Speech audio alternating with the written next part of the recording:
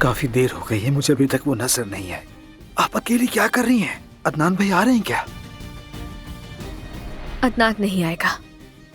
अभी हमारा सुहा को बचाना ज्यादा जरूरी है। निसा साहिबा बाहर आए। रुक जाओ। तुम मुझसे भी वैसे ही बात करोगी जैसे अस्मा साहिबा से की थी। मैं भी दमीरकान हूँ।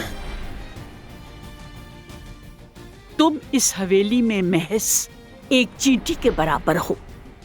सुहा को लेकर जाऊंगी, वो भी अभी।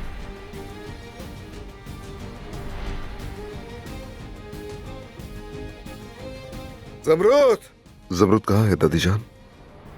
आप चाहते हैं कि वो वहां जाए और मर जाए। उसने आपकी पोती के लिए जान दांव पर लगा दी और आपकी नफरत खत्म नहीं हो रही। कहाँ जा रहे हो भतीजे? मैं अपनी बीवी और बहन को बचाऊंगा।